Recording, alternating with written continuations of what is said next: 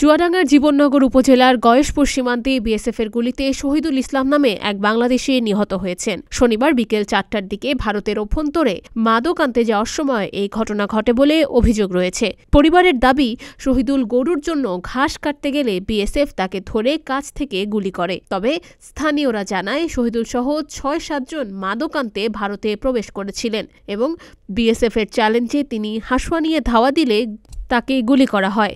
বিজিবির তথ্য অনুযায়ী প্রথমে বিএসএফ আহত হওয়ার কথা জানালেও পরে জানায় শহীদুল নিহত হয়েছেন এবং তার মরদেহ পুলিশ হেফাজতে রয়েছে। ঘটনাটি সীমান্ত এলাকায় উদ্বেগ সৃষ্টি করেছে। তার নাম শহীদ, বাপের নাম আছে নস্কার আলী। ও মাঠে জন্টন খাটে, বিকালবেলা মাঠে ঘাস কাটার উদ্দেশ্যে গেল।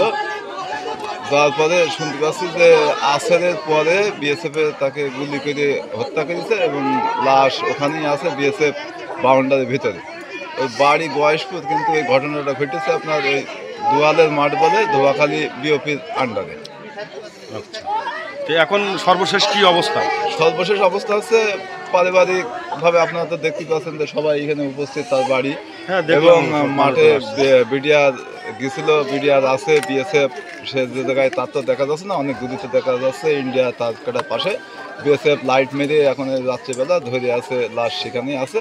এখন এটা প্রশাসনিকভাবে যেটা সুযোগ হয় সেইভাবেই। লাশ কি বিএসএফ এর বিএসএফ এর হ্যান্ডওভারে আছে। বিএসএফ মেরে বিএসএফ তাদের কাছে রেখে দিয়েছে লাশ। বাংলাদেশে বিজেপি কি দাবি করেনি লাশের জন্য? বিজেপি প্রসেস চলছে, ফ্ল্যাগ মিটিং করবে, এইভাবে কথাবার্তা চলছে। এখনো তো বেশি সময় হয়নি। ফ্ল্যাগ মিটিং হয়নি, তাই তো? হ্যাঁ, না কিছু হয়নি এখনো। কিছু সময় আগেকার নিউজ তো, অল্প কিছুক্ষণ আগে এই ঘটনাটা ঘটেছে। হাজবেন্ড সকালবেলা ভুট্টা লাগানো কাজে গেল, কোনতে ঘাস কাটছে, তার কোলে ঘাস কাটছে, কোনতে কি হয়েছে আমি একটি বলতে পারবো না। আসার সময় শুনছি যে গুলি নিয়ে গেছে, কার নিয়ে গেছে সেটি সঠিক জানি না।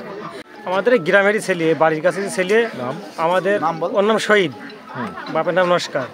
ও আমাদের এসে মাঠে জন্মন খাটে, ইন্টার জমি তো জন্মনও খাটে, ঘাস মাসও খাটে। ওই যে শুনছে যে গুলি করে মেরেছে বিসেফে। কখন গুলি করেছে? আশরাদান দিকে।